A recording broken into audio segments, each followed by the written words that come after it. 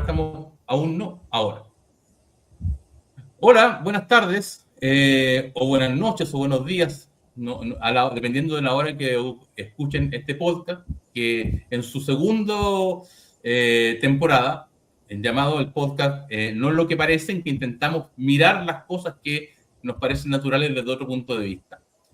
Y en este episodio tengo de invitado para hablar de un tema del cual él es francamente uno de los grandes pensadores y estudiosos que yo conozco en Latinoamérica y de la literatura que yo alcancé a conocer del mundo cuando trabajé en este tema.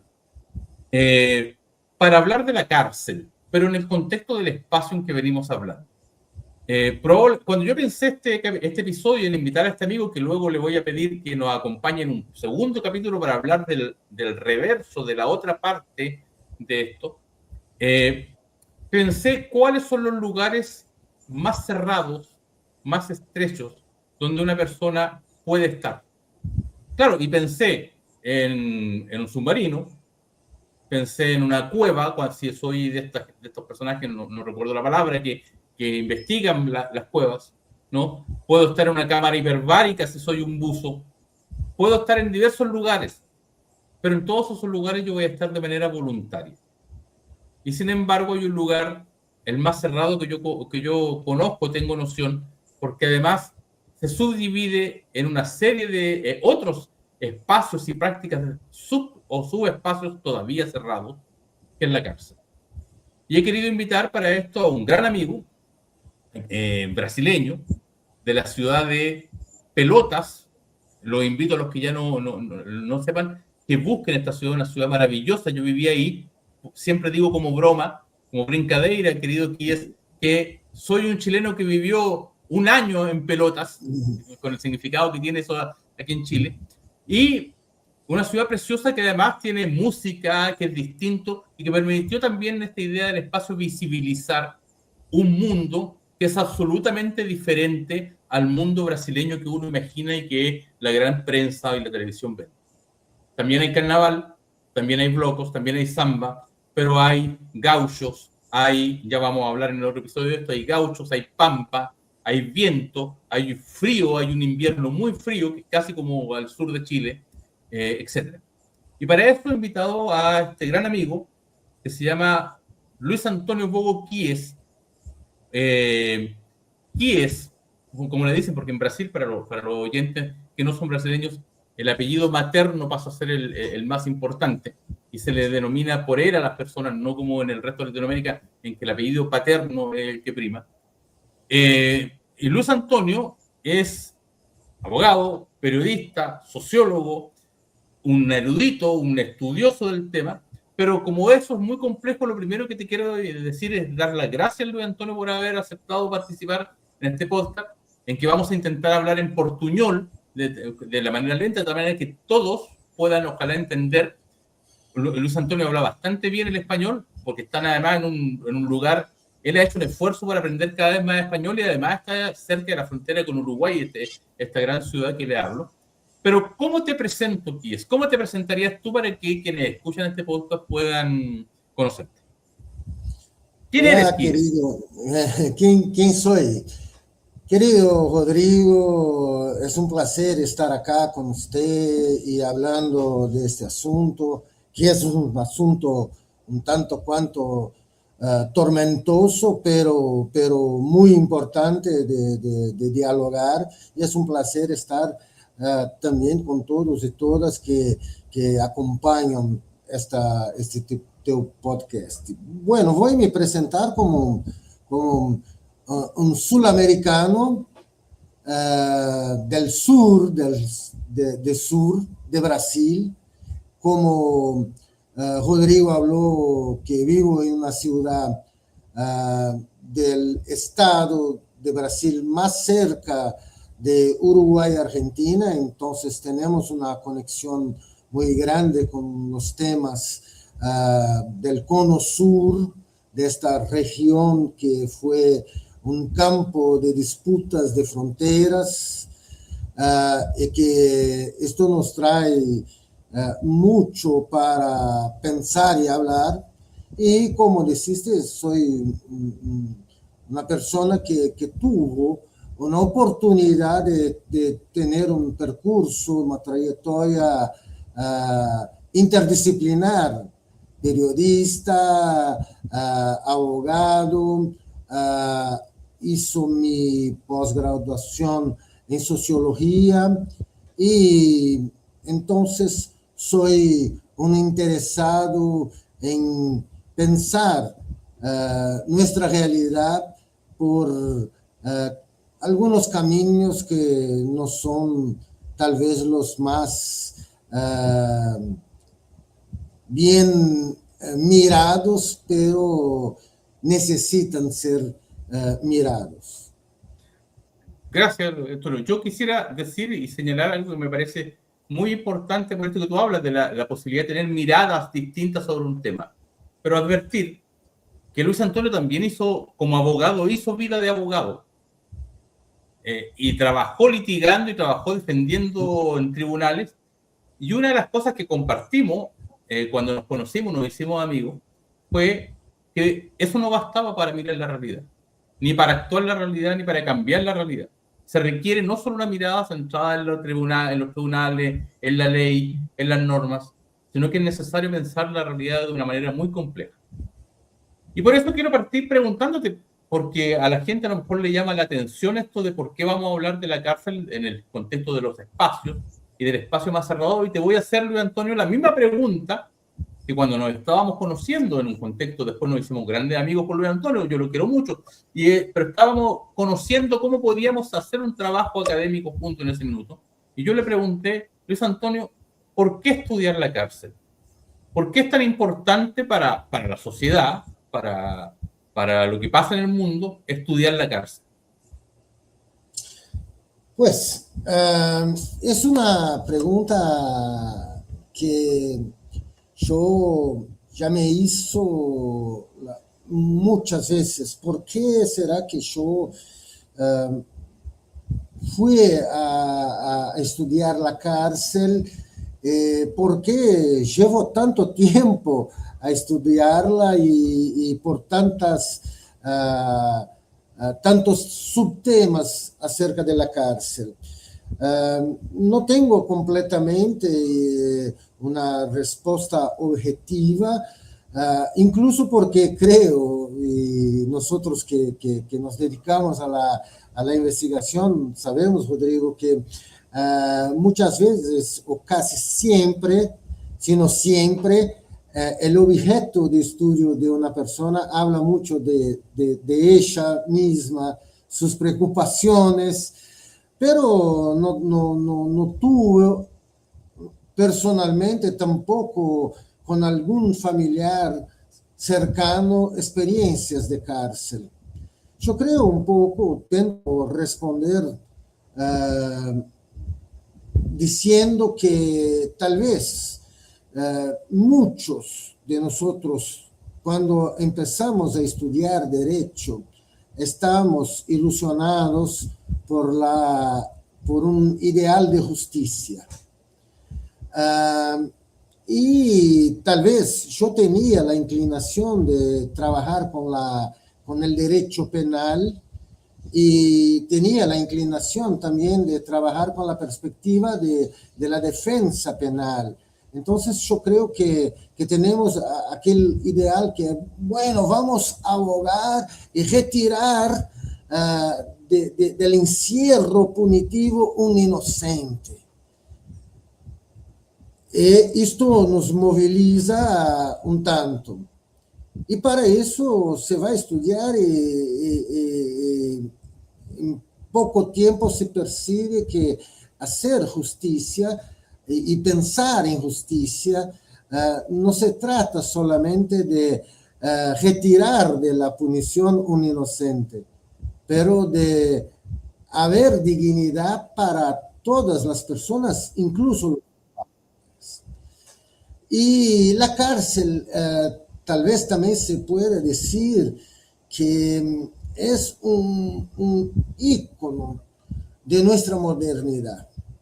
Mira, me tocó mucho cuando años atrás, leyendo Zygmunt Bauman, él decía, bueno, se puede datar, se puede elegir varios momentos para hablar del inicio de la modernidad, pero un buen momento es la separación del tiempo y espacio.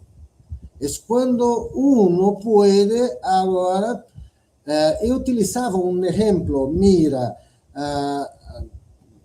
tenemos que ir de Concepción a Santiago, pero estamos en una época en que nuestra tecnología solamente nos permite andar a caballo o andar a pie. Vamos a demorar un par de días y todos nosotros vamos. Entonces, la distancia entre Concepción y Santiago se puede decir que son tantos días de viaje. A partir de la modernidad y con el avance tecnológico, imagínate que se pasa a poder a no más conectar espacio y tiempo, porque unos después van de automóvil, hoy se puede ir de avión y hoy podemos nosotros dos al mismo tiempo estar grabando esta charla en espacios distantes. Estarmos en un nuevo espacio que es el espacio virtual. Bueno, se es una buena imagen para pensar la modernidad, el inicio de la modernidad. Mira que la cárcel actúa con una contramodernidad porque ella fija la persona en un espacio por una cantidad de tiempo. En la cárcel, tiempo e espacio están conectados indisolublemente. Por eso también el tiempo de la cárcel es un tiempo incluso que es muy vagaroso en la experimentación social del tiempo. Entonces, todo eso me fue desde cuestiones más técnicas del derecho penal, de la ejecución penal, del interés tal vez por ser un hombre que vive y trabaja, lucha por la justicia social, la dignidad humana, pero también comprendiendo que hay la cárcel es un ícono de nuestro tiempo muy importante y muchos de nosotros solamente la vemos como un dispositivo para segregar un indeseable, pero la cárcel habla de nuestra sociedad. Entonces hay que entenderla. Me parece muy interesante dos cosas que has dicho. Primero, porque unes en un espacio, ¿sí?, y en un tiempo la persona, el castigo y el encierro, ¿sí? Y entonces yo, leyendo a través de un libro de Foucault, de estos últimos cursos que se han ido dando, publicando de Foucault, en que parece increíble que estamos con inteligencia artificial, pensando en viajes a otros planetas, etc. Y parece que el único mecanismo todavía que se nos ocurre para poder resolver un tipo de conflicto social que tiene que ver con el crimen es meter a la gente en una cárcel. Es decir, en la misma tecnología de hace 600 años. Pero, segundo, tú has dicho una cosa que me parece extraordinariamente lúcida, que mientras la modernidad y la hipermodernidad nos permite movernos y hacer que el tiempo y el espacio sean cada vez más flexibles, más cotidianos incluso, este dispositivo lo que hace es que produce el otro efecto, es como el ancla de este gran barco, porque te sigue teniendo en un solo espacio en que te condena a estar en la movilidad y entonces casi el tiempo y el espacio casi no existen, ¿no? Pero tú decías también ahí que estudiar esto tiene que ver con lo que pasa con nuestra sociedad. Pero antes de eso, antes de que me conteste y que nos cuentes esto, ¿cuál es la relación entre la cárcel y la sociedad? Tú que el común de las personas tienen la imagen de la cárcel es un edificio donde se encierra a la gente que comete delitos, a los malos, porque son criminales, y se les encierra allí para terminar con el delito. Y esa es la idea común que yo creo que cualquier persona tiene de la cárcel. ¿Cómo explicarías tú de una manera mucho más amplia qué es la cárcel? Bueno, yo creo que, como hablaste de Foucault, podemos también utilizar la idea de dispositivo. Entonces, la cárcel es un dispositivo punitivo. Entiendo que tal vez va a cambiar de rumbo, pero que es importante que las personas comprendan que la punición, un sistema de penalidad, siempre es correspondiente a la sociedad que lo operacionaliza.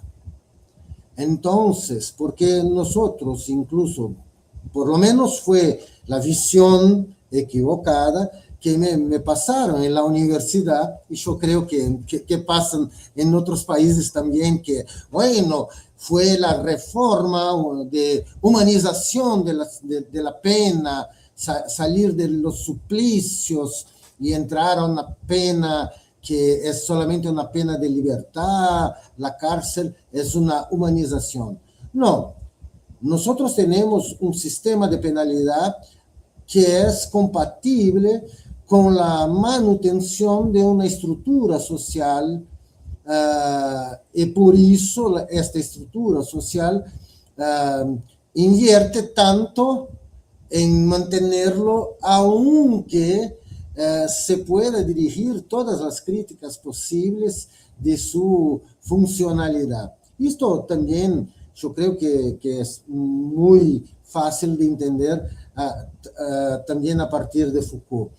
Entonces, la cárcel es esta forma con que las sociedades contemporáneas, sobre todo de nosotros acá en el occidente, en la Latinoamérica, la forma con que conseguimos mantener una estructura social de desigualdad, de exclusión, de intencional no garantía de derechos sociales universalizables.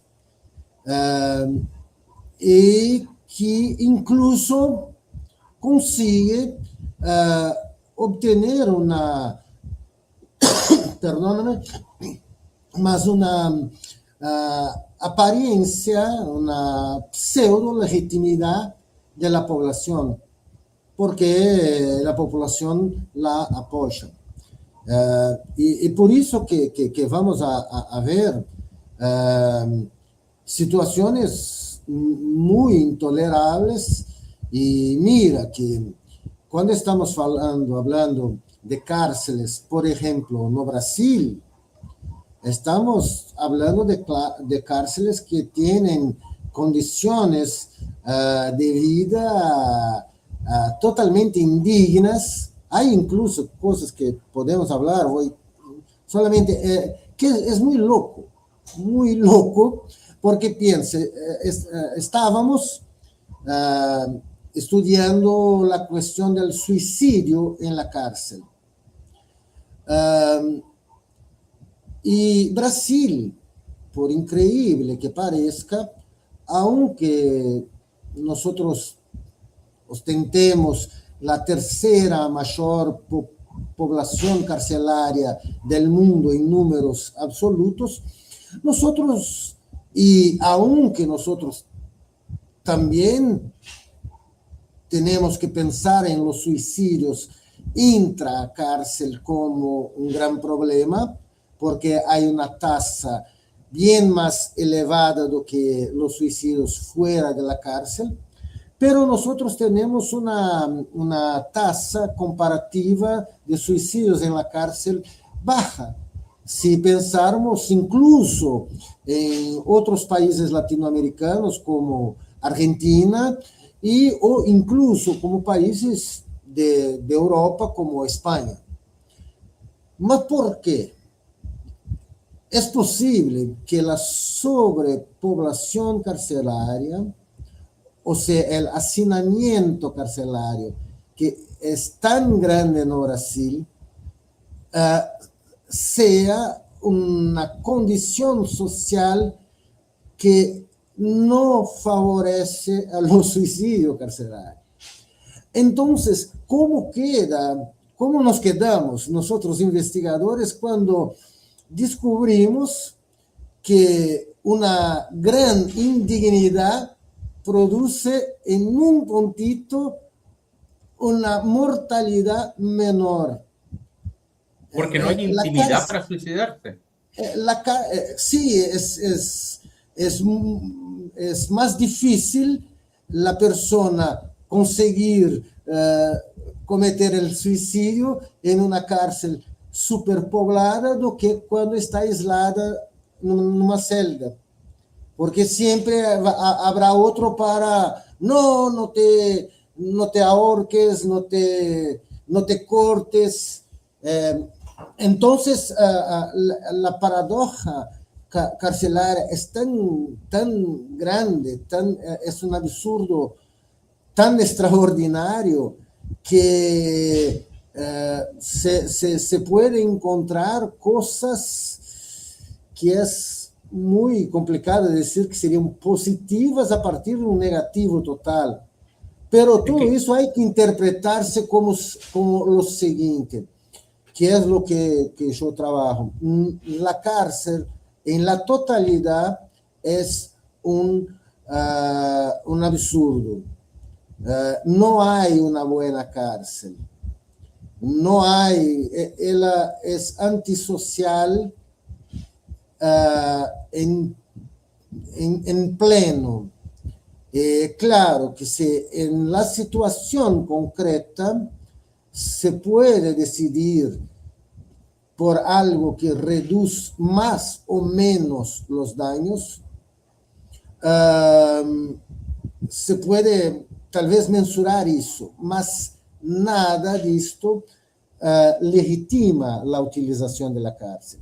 Podríamos pensar otros ejemplos, pero te paso palabra, Rodrigo. Sí, gracias, porque lo acabo de pensar. ¿No? Hay dos cosas que no había pensado antes, la contramodernidad, y por otro lado, esta idea de la relación con el suicidio, que es muy interesante, porque si en la cárcel no es posible por falta de intimidad, porque está sobreexpuesto, y alguien siempre podría, por esta sobrepoblación, evitar el suicidio, eso es absolutamente lo contrario a lo que está pasando con la sobreexposición y aparente vinculación permanente a través de las redes sociales. Porque hoy día las cifras dicen que en el mundo tenemos cada vez más cantidad de suicidios de jóvenes, son quienes más participan, y que también aparentemente están siempre en el espacio de exposición y con alguien que los vea, pero vuelve a ser lo contrario. Entonces esto que nos permite supuestamente las redes sociales estar más cerca, estar más conectados, nos presentan el absurdo de que tenemos mayor cantidad de suicidio, que es contrario a esa benignidad en este aspecto de este absurdo que tú describes en la cárcel muy interesantemente. Pero tú decías, y esto, que cada tipo de sociedad, que la cárcel es como la sociedad que administra esa cárcel quiere que sea. ¿Cuál es la relación entre la cárcel y el tipo de sociedad que tenemos, Luis Antonio?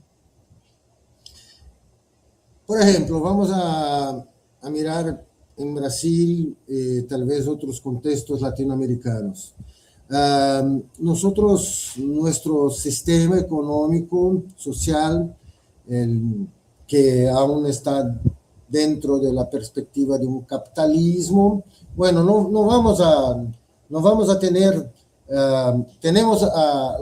existe la idea antigua incluso de la idea de un ejército de reserva, de trabajadores de reserva, para mantener el nivel salarial y otras cosas. Bueno, con la tecnología vamos incluso llegando a un patamar que no necesitamos tener tanta gente, incluso como algo como ejército de reserva de trabajadores. Pero tenemos gente. ¿Qué vamos a hacer con estos? Bueno, necesitamos, nuestra sociedad aún no se transformó aún en tan genocida de su propio pueblo. Entonces la cárcel, en este sentido, que es solamente uno de los posibles que estoy trayendo, produce la muerte en vida de una gran gama de personas para las cuales los gobiernos no quieren buscar un otro espacio social. Y claro, se puede pensar desde, y yo creo que es posible pensar múltiples resultados y no poner en uno solo.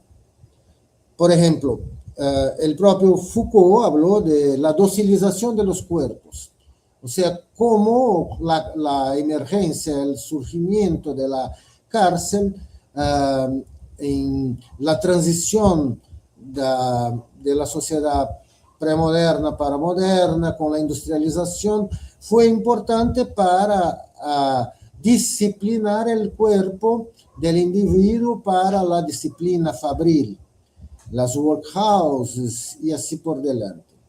Bueno, acá en Brasil se puede decir que aunque este imaginario sea posible de se desarrollar una investigación incluso de la trayectoria histórica de nuestra cárcel, pero se evidencia que la cárcel acá nunca domesticó, salvo casos inesperados, una mano de obra.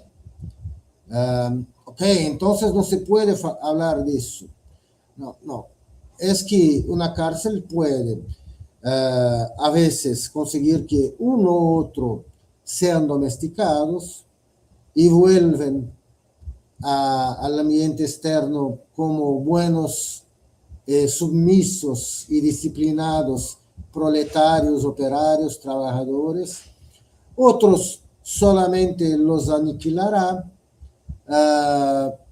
pero no hay una operacionalización de la cárcel efectivamente comprometida con que se pueda tener un resultado humano, dignificante o valioso para la sociedad. Porque, déjame interrumpirte ahí. Y solo para afirmar más mi posicionamiento cuanto a esto es, bueno, y eso solamente sería posible, en mi comprensión, a título de reducción de daños. Entonces, ¿por qué? Porque la cárcel, por mejor que sea, o por menos dañosa que sea casi un tipo que es un grande miedo de las personas, que la cárcel sea un hotel 5 estrellas. No. Y mismo que fuera un hotel 5 estrellas, la cárcel haría daños para la persona, para la sociedad y para una vida digna. Pero se pueden reducir daños, pero nuestros estados nunca van a trabajar lo suficiente para reducir a lo máximo los daños, porque esto afecta el sistema socioeconómico que ellos quieren esto sin mantener intacto. Entonces, tengo que hacerte la siguiente pregunta, porque tú señalabas que esta cárcel es el lugar donde supuestamente vamos a quienes se apartan del patrón del buen obrero, a meterlos para que salgan convertidos de nuevo en buenos obreros, ya que se apartaron de ahí, o para, si son castigados porque cometieron un mal, poder ahí vía suplicio enmendarlos y que ahora sean buenos. Pero hay una pregunta que, a propósito de la estructura social que sale, que la hemos escuchado tantas veces que finalmente no se le pone atención. Y a lo mejor es bueno, creo yo, volver sobre ello. ¿Quiénes son los que van a la cárcel? Es pertinente que yo te haga esta pregunta preguntarte quiénes son las personas que van a la cárcel. Sí, esa pregunta es muy pertinente porque esto está en lo que estudiar la cárcel, investigar la punición puede traer evidencias importantes para una población amplia que cree que la cárcel hace algo productivo. Cuando se derrumba algunos mitos. Todos los estudios demuestran que el sistema de justicia criminal opera a través de lo que se llama de una selectividad. O sea, hay una probabilidad mayor de que la incriminación, la persecución penal y la condenación y ejecución penal recaiga sobre determinados grupos o tipos de personas. Se percibe que aquello que se denomina como crímenes de cuello blanco, estos cuello y corbata le llamamos. En Chile le llamamos de cuello y corbata. Cuello y corbata, que hay un percentual o una cantidad ínfima de personas que se pueden imputar crímenes de este tipo, que efectivamente, están sobre persecución penal. Dos, que efectivamente tengan sido condenadas, recibido una condena y que las ejecuten de la misma forma que la grande mayoría. Para países como nuestros, nos vamos a tener los jóvenes, los pobres, en Brasil una sobrecarga, una sobrepoblación de personas negras. Entonces, hay ya na própria operacionalidade do sistema de justiça criminal, e a cárcel é dispositivo muito importante para isso. Aí uma búsqueda por los indeseáveis ou excedentes ou marginalizáveis de la sociedade, los vulnerabilizados socialmente. Yo quería tal vez decir solo algunas cosas que son importantes, yo creo, para pensarmos por qué estudiar, cómo estudiar, lo que evidenciar. Uno, yo trabajo con la idea de que tenemos que lo que estudio sería la cuestión penitenciaria. Ajá. Tal vez algo un poco más amplio que la cárcel en sí, pero que la tiene con su eje, que es la contradicción entre los discursos y promesas de civilitud penal y la operacionalidad concreta de estos dispositivos, principalmente de la punición carcelaria. Y claro, las expresiones de las contradicciones teóricas, institucionales, operacionales, normativas. Otra cosa que es importante pensarmos es que los obstáculos epistemológicos cuando se estudia la cárcel, que claro, son también compartidos con otros objetos de estudio, pero voy a pensar en la cárcel. Yo establecería como lo primero que es la idealización de la orden. O sea, nosotros tenemos una convicción, una creencia de que la orden y una buena orden es posible de ser alcanzada por las sociedades, cuando en realidad el movimiento social pasa mucho por la cuestión orden, desorden, reorganización, orden, desorden. O sea, la producción de la orden es constantemente dialógica, con disputas. Cada disputa electoral no deja de ser un conflicto de una mirada sobre un tipo de orden y otra. Bueno, pero tenemos, vamos a llegar a la orden y la orden va a ser así. Esta es la orden. Bueno. Entonces, el mito y la creencia de la orden. Segundo, otro obstáculo epistemológico, la creencia que el derecho es un racional productor de orden. Entonces, la orden es hecha por la ley. La ley de ejecución penal de Brasil, así como la ley de otros países, mas de Brasil, es muy peculiar porque dentro de una creencia de orden correccionalista, la ley es muy interesante. Pero Brasil está ya desde 2015 y después con un fallo final de 2023 de la Suprema Corte, declarado un estado de cosas inconstitucionales en su sistema carcelario. Entonces, la cárcel no Brasil no corresponde a la ley. Todas las cosas son incluso más que distintas de la ley de ejecución penal, mas son inconstitucionales de la ley mayor.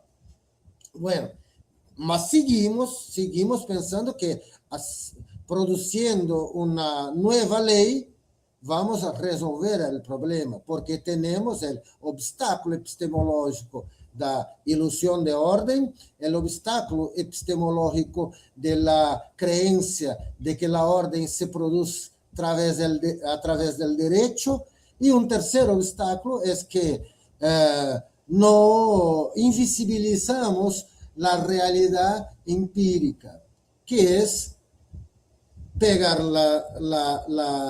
las características sociodemográficas de las poblaciones carcelarias y evidenciar que hay una selectividad penal y cosas de este tipo. Luis Antonio, me parece también muy interesante que esta idea de ampliar, ¿no? Que salirnos del edificio, por decirlo de alguna manera, e intentar mirar el espacio interno y el efecto social. Si tuvieras que resumir, te voy a hacer una pregunta doble, ¿no? Hacia adentro y hacia afuera. La primera pregunta. Se nos promete que metiendo a la gente a la cárcel o que castigando a la gente vamos a eliminar el delito y vamos a eliminar este desorden para un orden social que es el delito, ¿sí? La evidencia en tu país, pero yo sé que tú has estudiado toda Latinoamérica y también partes de otras partes del mundo. ¿Qué dice la evidencia? La cárcel cumple con la promesa, o no solo la cárcel, el sistema de castigos, cuya mayor expresión es la cárcel, pero tenemos multas, tenemos prohibición de presentarse a cargos públicos para ser electo, prohibiciones de salir del país, etc. Y tenemos una serie. Por eso es interesante que tú hablas de la cuestión penitenciaria, donde la cárcel funciona como un centro, pero hay una serie de otras sanciones e ilicitudes que van girando alrededor de ellos, como el núcleo de este átomo, ¿no? Pero cumple la cárcel con esta promesa de orden y esta promesa de solución. ¿Qué dicen los No, datos? no. Los datos? Los datos siempre dijeron que no cumplen. Vamos a volver a Foucault, porque es interesante que él registró esto ya hace 50 años eh, y mismo y que todos los estudios siguientes lo comprueben, aún no se consigue derrumbar la cárcel, trabajar con otro sistema de responsabilización, que es necesario, claro, en la sociedad haber sistemas de responsabilización, pero que no sea la cárcel. Mira que cuando se lee Foucault, él va a demostrar que en el mismo momento que se estaba estructurando, perdóname, que se estaba estructurando. Puedo editar, recuerda que puedo editar. Y después voy a cortar estos espacios, así que tienes que tomar agua, pararte, volver, respirar. Lo puedes hacer porque yo después corto. No, perfecto, fue só un espirro. Ya. Bueno, Okay. Entonces vamos a pensar en Foucault, que escribe que en el mismo momento que se está estructurando el sistema carcelario en Europa, en Francia, estudia más el caso de Francia, ya se empieza a tener la convicción de que no traerá los resultados que promete. Entonces, ¿qué hace? Se piensa, bueno, puedo extraer otra cosa que también sea valorosa para nuestra sociedad, pero no voy a poder contar, publicar que esto que quiero. Y entonces Foucault presenta como una finalidad no explícita, pero importante, la generación de la delincuencia. Entonces podemos pensar que está más do que evidente, y sí, todos los estudios demuestran que de varias formas la cárcel es prejudicial a la persona y a la sociedad. Mira, es también un fenómeno acá de Latinoamérica importante que nosotros vamos a llamar de las facciones, otros países de las marras, de las pandillas criminales, que tienen en la cárcel una origen o una relación muy simbiótica con la cárcel. Es perjudicial para incluso aquel individuo que, por ejemplo, desea salir de la vida criminal porque viene estigmatizado, viene con problemas incluso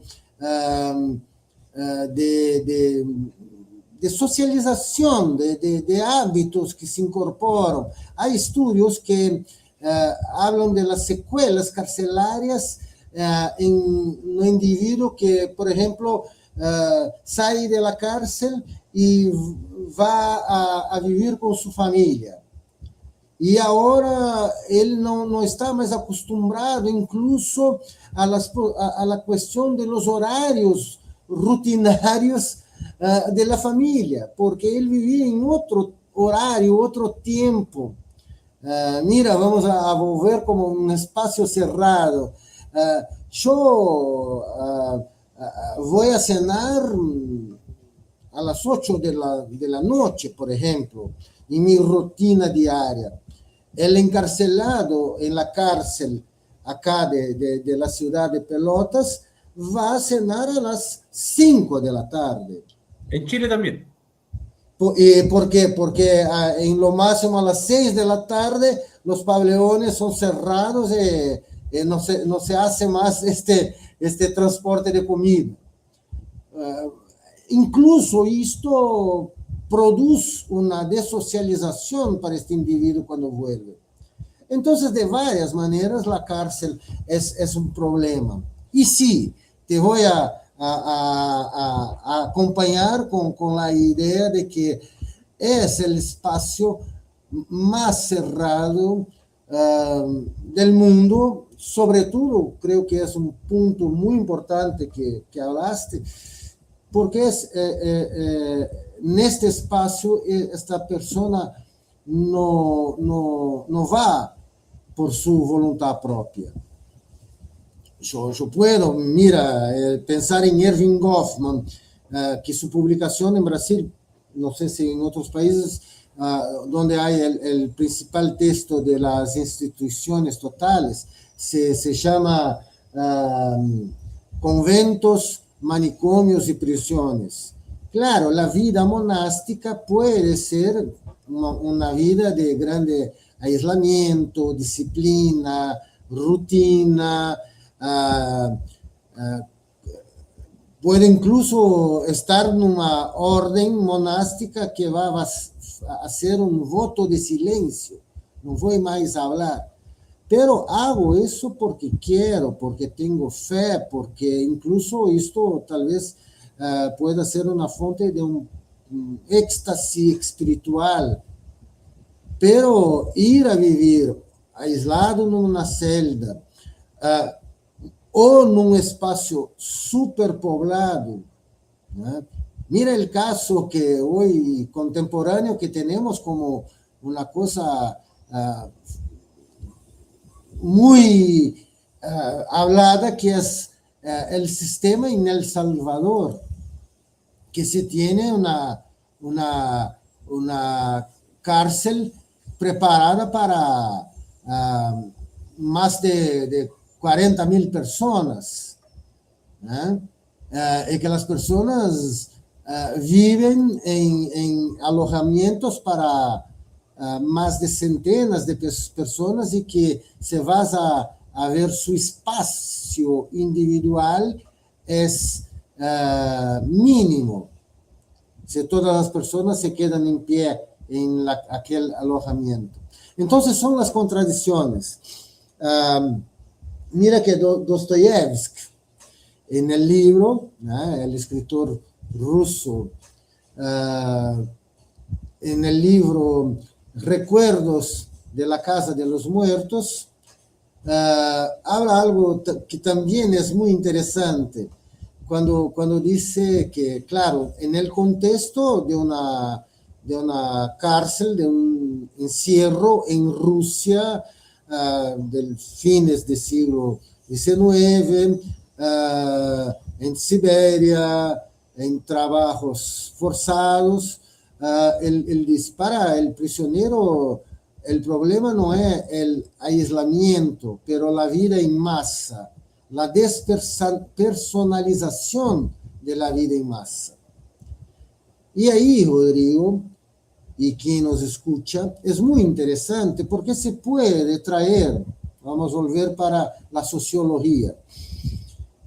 Por ejemplo, un tema clásico de la sociología con los pioneros, con los clásicos, es la solidaridad mecánica y la solidaridad orgánica descrita por Durkheim. La solidaridad mecánica, que estaría con las más desarrollada en sociedades simples, de poca diferenciación social, con un tipo social muy homogéneo, y como él trabaja esto en la obra de la división social del trabajo, identifica la división social del trabajo como el impulso para la diferenciación, y sociedades como la de nosotros, que son diversificadas, nosotros trabajamos con una sociabilidad, solidaridad, perdóname, orgánica. Se puede... vamos a volver que Durkheim usa como un indicador la cuestión de las sanciones más penales, como él las llama, de la solidaridad mecánica, la muerte, el destierro y así por delante.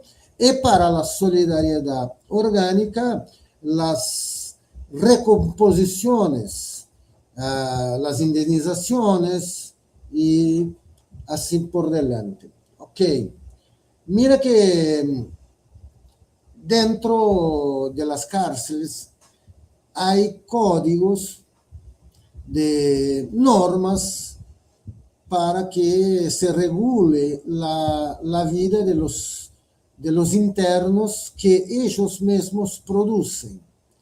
Es la ley de los presos.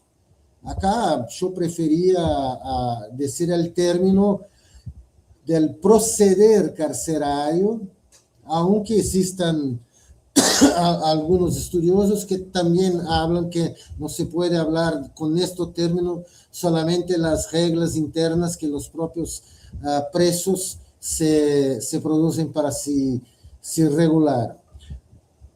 Pero son reglas con sanciones muy duras.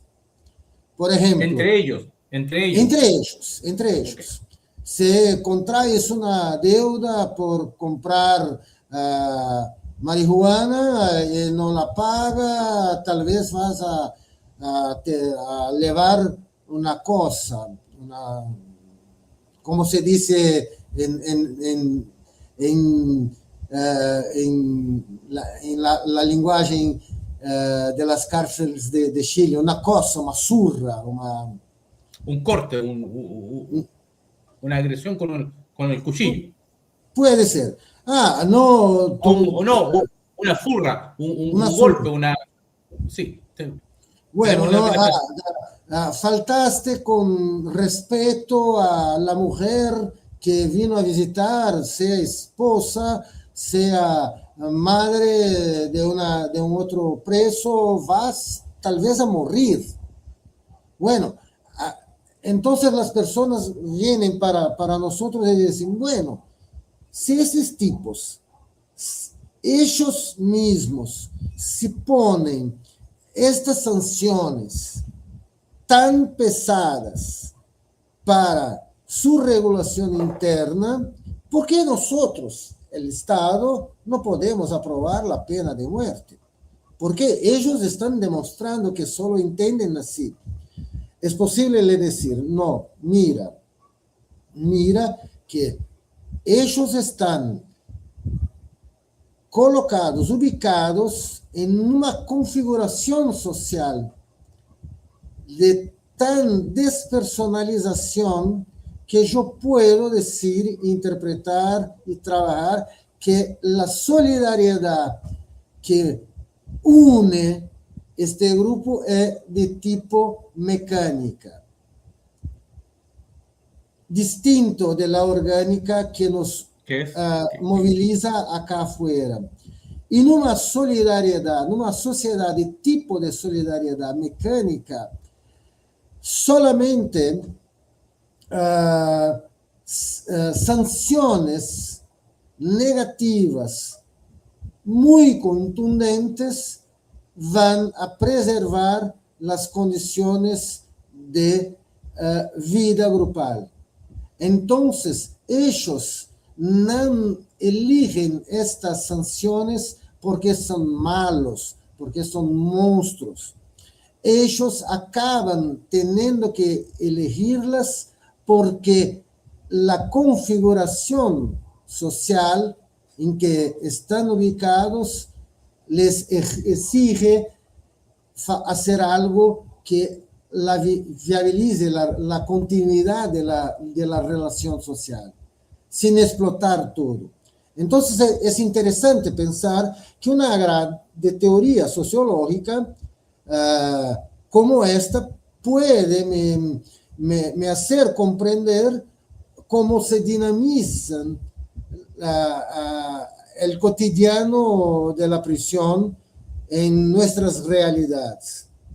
Y por eso poder, ya que es importante que quien investiga possa hacer de evolución para la sociedad, porque claro, tenemos que reducir los daños, aunque yo poco crea que nuestros gobiernos, sobre todo más a derecha, tengan interés en civilizar nuestro sistema de penalidades, pero tengo que seguir acreditando que necesitamos trabajar para eso.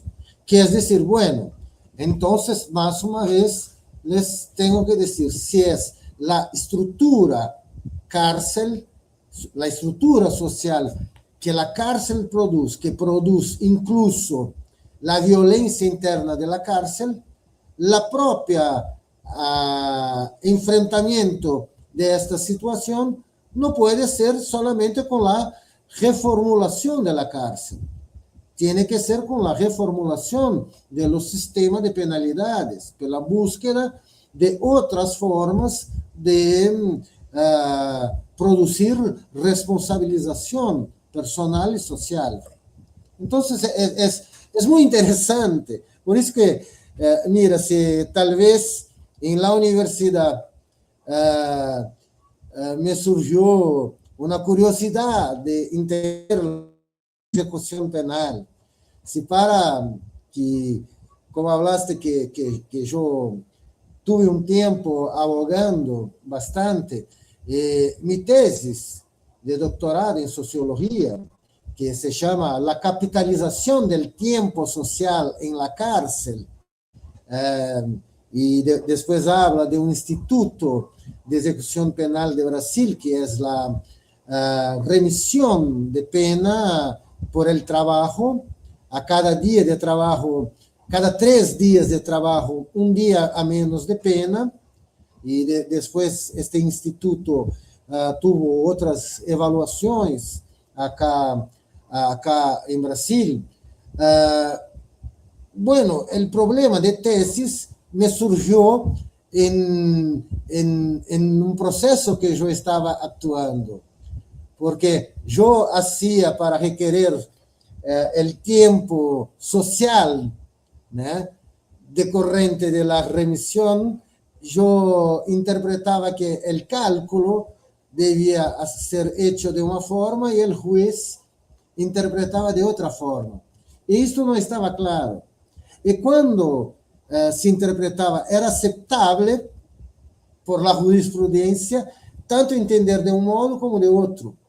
Pero el resultado final hacía una pérdida de una fracción de tiempo muy importante para el preso, caso se adoptase a la fórmula de cálculo que el juez estaba adoptando. Entonces, mira que de un problema, de un proceso, de un cliente mío, emerge algo que se puede hacer una tesis de sociología, trabajando que el tiempo no es solamente un tiempo cronométrico, pero hay un tiempo social distinto del cronométrico, hay un tiempo, y ahora trago una expresión que me llegó a través de un sociólogo francés que es Paul Virilio, que vivimos un tiempo dromométrico, que no es do crono, tipo, un segundo para ti es lo mismo que un segundo para mí. Las 24 horas son las mismas para mí y para ti, que eso es el tiempo de la condena, que le trae incluso la idea de igualdad, porque un día para un rico y para un pobre son 24 horas. En cuanto $1 para un rico es nada, para un pobre puede ser mucho para aquel día sobrevivir. Entonces, el tiempo cronométrico es una medida de igualdad que la modernidad nos trajo para mensurar las condenas. Bueno, pero hoy se trabaja con el tiempo dromométrico, el tiempo de corrida, dromo. É como pensar, né? Um hipódromo, um lugar onde os caballos correm. Então, dromométrico. Nós temos tempos de corrida distintos. Em un día vamos a pensar, lo que estamos haciendo es vencer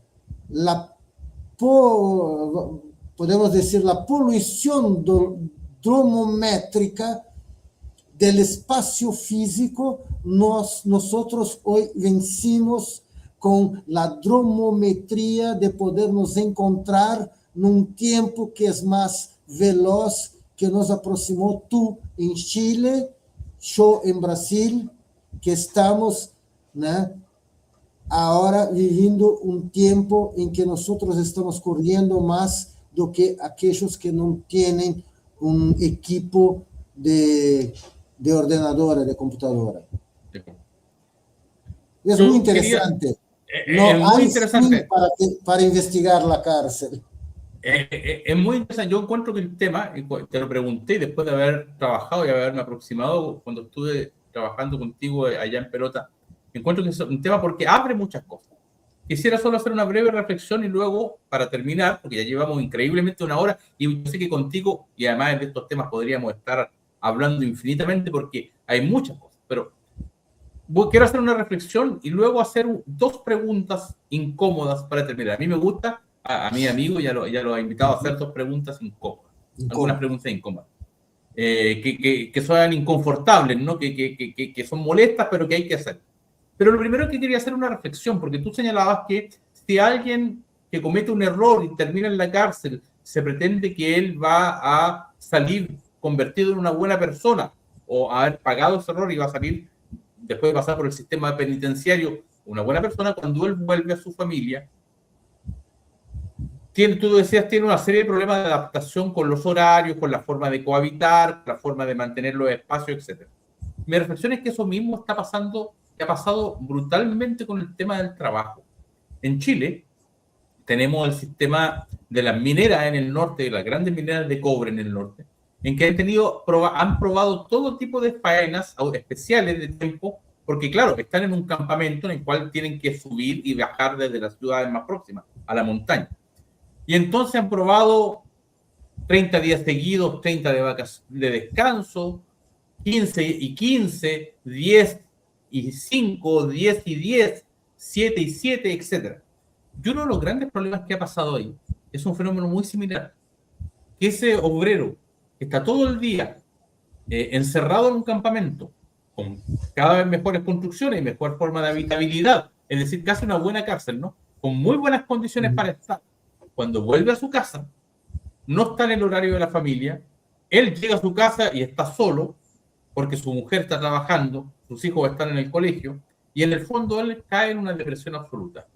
Y nuevamente entonces me parece que hay una correlación muy fuerte entre lo que pasa en este espacio y en las supuestas promesas que nos hacen y lo que pasa en otras formas cuando el trabajo, cuando el uso del tiempo por alguien ajeno te define una forma de ejecutar tu tiempo, puede llegar a impactar en la forma de tu familia, en tu propio entorno, en tu propia depresión y en los propios suicidios, o cosas que tienen que ver con el alcoholismo, la drogadicción, etcétera, no como placer, sino que como escapatoria de una situación en que estás preso en prisión y estás preso en libertad. Pero aquí es donde quiero hacerte dos preguntas incómodas y las voy a unir para que tú estimes cómo las... La primera pregunta es, ¿cuáles crees tú que el sistema penitenciario, el sistema prisional, que incluye la cárcel, ¿no? Entonces, el que nosotros simplificamos en el espacio de la cárcel, pero que incluye todo este sistema de penas, de persecución, de observación, etc. ¿Qué daños crees tú que mantener este sistema le hace a la sociedad en general? Y yo sé que es una pregunta casi audaz la que te lanzo porque nos implica intentar moverte ahora hacia afuera. Y lo segundo es preguntar, y entonces, si la cárcel, el sistema penitenciario, el sistema de justicia penal, el aplicar sanciones produce malos efectos, ¿sí? Produce algún efecto. Y si a la cárcel van los más precarios, los más pobres, los que tienen menos seguridad social, ¿por qué tiene tanta legitimidad la cárcel como remedio para también en los sectores más pobres? Que en el último tiempo son quienes vienen votando en Latinoamérica por los discursos más duros, como si contra la delincuencia, la solución fuera más cárcel, más gente en las cárceles. No obstante que, como tú decías, las pandillas se reproducen en el interior de las cárceles y son preparaciones para volver a salir. Entonces, ¿cómo unirías tú estas dos preguntas que yo sé que son incómodas? ¿Produce el sistema penitenciario y el sistema carcelario daño en la sociedad? En vez de, ya sabemos que no cumple la promesa de producir bienestar, pero produce daño. Y segundo, si produce daño, ¿a quiénes? ¿Y por qué si van los más pobres a la cárcel? ¿Tiene tanta legitimidad en ellos la cárcel como solución? ¿Qué crees tú que podríamos arriesgar una? Yo sé que tengo una respuesta probablemente no pensada, no meditada previamente, pero quiero que no, incomodarte, inconfortarte y lanzarte esta pregunta de los daños de la cárcel en la sociedad y de la legitimidad que pese a eso tiene en los más pobres. Bueno, yo creo también así que me haces una pregunta que no se contesta de una forma rápida. Yo trabajo, Rodrigo, también pensando que una buena clave para lectura e interpretación de la sociedad se puede tener a partir de las ideas de cooperación y competición, como procesos sociales básicos de interacción social. También son, ¿no? En la sociología se dice, procesos básicos de interacción social, cooperación y competición. Y se puede poner junto el conflicto. Yo prefiero colocar cooperación y competición, con eso pensar el conflicto como una competición con particularidades. Bueno, en nuestras sociedades, las sociedades humanas siempre van a experimentar cooperación y competición. Yo creo que es imposible imaginar algo que sea durable o terrenal, que sea exclusivamente cooperación o exclusivamente competición. Si fuéramos una sociedad solamente competitiva, íbamos a nos destruir. Íbamos hasta la guerra y autodestrucción. Si fuéramos algo solamente cooperativo, bueno, estoy en un plano del paraíso, de alguna imaginación. Entonces, vamos a convivir siempre con cooperación y competición. Bueno, pero yo puedo identificar sociedades con preponderancias competitivas o preponderancias cooperativas. Es muy interesante pensarmos, es loco, mas es muy interesante, que las sociedades premodernas, feudales, que establecían que las personas tenían distinciones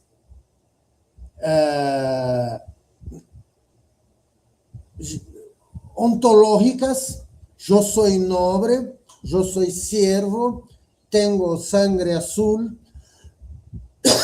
o no, o sea, tenemos un pilar donde somos desiguales, que estas sociedades se dinamizaban con algo que valorizaba más la cooperación, que reproducía una desigualdad. Entonces, no estoy diciendo que eran muy interesantes, pero es interesante que ellas, y por eso habían incluso espacios para todos. Sí, claro. Nosotros podemos pensar que los pueblos originarios acá del sur, de nuestra parte del sur, muchos de ellos incluso también trabajaban así. Podemos incluso ver estudios, vamos a poner aquí La sociedad contra el Estado, de Pierre Clastres, que estudió poblaciones originarias del contexto amazónico. Teríamos que pensar cómo se dinamizaban mapuches y todo más. Bueno, por increíble que parezca, la modernidad nos trajo la idea de igualdad, pero esta igualdad se dinamiza en una sobrevalorización de la competición. Ujú. Entonces, nosotros somos una sociedad competitiva que valoriza la competición. Y para una sociedad con esta racionalidad, el encarcelamiento trae cosas interesantes, porque él fomenta una competición, él aleja del proceso competitivo un gran grupo de personas, que incluso algunas, cuando volveren para el extramuro, estarán etiquetadas, estigmatizadas y por tanto excluidas. Bueno, claro, hay efectos colaterales. ¿Será que un cartel de narcotráfico, una facción de São Paulo como PCC, con todo el dinero y poder que tienen, son tan ajenas así a los partidos, a personas de cargos políticos? Bueno, entonces hay mucho que pensar. Yo creo que yo estoy recientemente, porque estamos siempre descubriendo, y mira que es algo que ya estaba escrito, pero yo estoy accesando hace poco tiempo, que es de un criminólogo, incluso brasileiro, pero que está radicado hace muchos años no Canadá, na Universidad de Ottawa. Se llama Álvaro Pires, y ello evidenció algo que pasó a llamar de un sistema de pensamiento de la racionalidad penal moderna. Es muy interesante porque él consigue evidenciar cómo las clásicas teorías de la pena, retribución, reparación, cualquier que sean las clásicas, aunque distintas entre sí, forman un núcleo que conforma a idea de la racionalidad penal moderna, que como, incluso él trabaja con esta idea, como un obstáculo epistemológico, impide incluso que muchos de nuestros colegas, buenos críticos, hasta de criminología y de política, no consigan pensar algo que no sea una reforma de la cárcel, y por eso sean capturados por la trampa de la racionalidad penal moderna, que mismo cuando se intenta reformar la cárcel, se la refuerza. Entonces, yo creo que esto está, claro, en un nivel muy problemático en la cabeza de los cientistas, que aún muchas veces mismo críticos no hacen esa reflexión, pero eso está naturalizado en nuestra población. Nuestra población no consigue también pensar que responsabilizar a alguien no sea imponer un sufrimiento sensible, físico, monetario, y por eso no percibe que la cárcel es una trampa contra sí mismo, y por eso abraza la idea de la cárcel. Y la cárcel prosigue ahora, para parafrasear Foucault, hace 300 años y siempre se renuevan. Es interesante. Tremenda respuesta. Yo sé que... Yo creo que no te contesté exactamente. No, Hizo no también importa. como una salida estratégica para no precisar ser tan objetivo.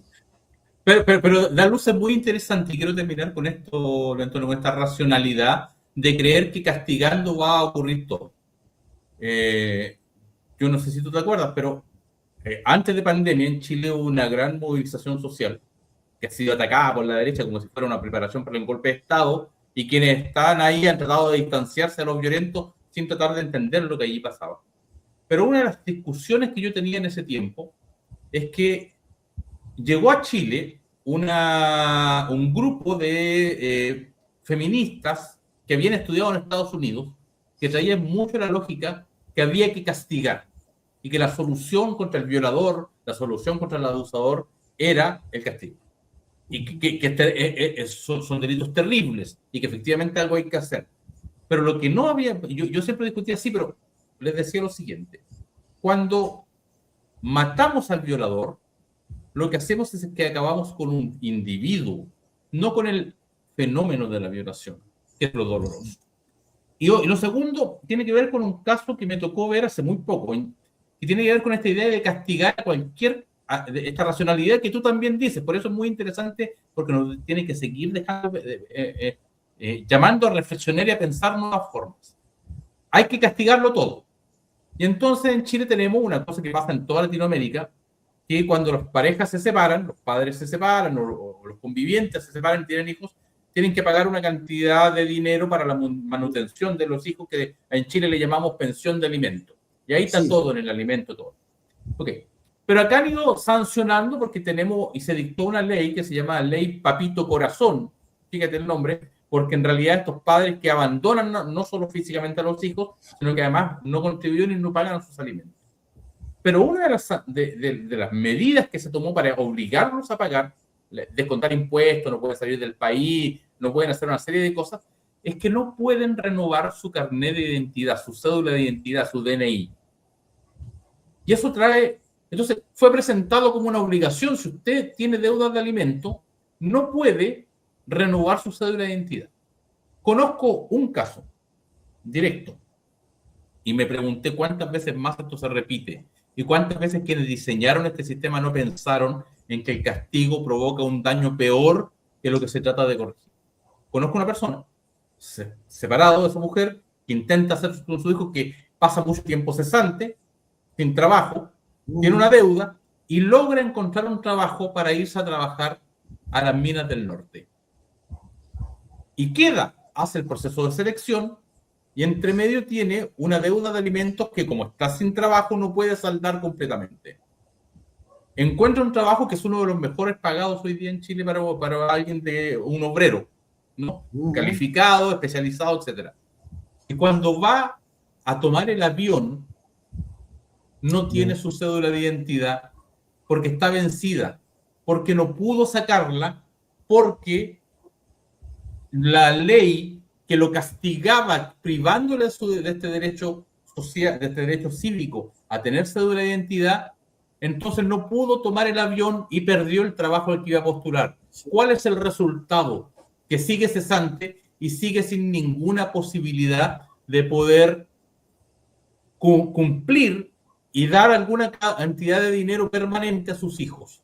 Entonces a mí me parece, por eso tiraba estas preguntas incómodas que no tienen una respuesta, pero que a mí por lo menos me llevan a hacer esta reflexión, en esta lógica de que hay un orden y que hay que mantener el orden como sea, así sea que todo se venga abajo con tal de que el escenario esté muy bien. No importa que el teatro completo se caiga, pero mientras el escenario subsista está muy bien. Una primera lógica. Segundo, que no estamos imaginando cómo meter a gente, a aislar personas, lo que hace es que provoca un impacto en general. Y tercero, y esto me parece muy brutal de esto que tú has dicho, porque esto que tú llamas una no respuesta me lleva a mí a esta reflexión, una vez más, de cómo lo que creemos que todo debe ser castigado y siempre que aplicamos la lógica del castigo, puede terminar provocando efectos que son absolutamente contrarios porque refuerzan y nos reponen una vez más en el escenario de desigualdad social. Luis Antonio, a mí llevamos 1 hora, un cuarto. Me ha parecido una charla profundamente interesante. Espero que quienes nos escuchen también porque nos lleva a pensar una serie de cosas que uno no piensa habitualmente. Yo quiero agradecerte porque yo que te conocí el 2013, un poco antes, pero el 2013 nos conocimos y estuvimos 1 año compartiendo juntos. Y desde ahí como amigos, yo ya pensé, me hizo pensar una serie de cosas. Quiero decirte 2 cosas que veo. Luego, que entre aquello yo he leído buena parte de tus libros, buena parte de tus trabajos, pero hay una evolución impresionante de cómo has seguido pensando y ampliando la visión. Y lo segundo es porque creo que el meterse en temas que parecen tan ajenos, tan cerrados, finalmente nos tienen que hacer pensar, y a mí me ha sacado esta conversación una serie de reflexiones que espero que quienes lo escuchen también. Quiero agradecerte por esta dedicación de un tiempo, de un tema que además es difícil, que es cerrado, que es complejo, y entonces quiero contarle a los que nos escuchan, pero también a ti lanzarte la invitación, porque vamos a tener, o espero tener contigo, un segundo capítulo de esto, para hablar del otro extremo. Y lo dejamos lanzado, sí, donde podamos salir de lo duro, de lo difícil, e incluso para hablar también de cosas duras y difíciles, pero también un poco más de poesías, de sueños y de cómo vivir una buena vida cuando hablamos de los espacios extremadamente abiertos. Querido amigo, gracias Luis Antonio por este capítulo extraordinariamente valioso, extraordinariamente profundo.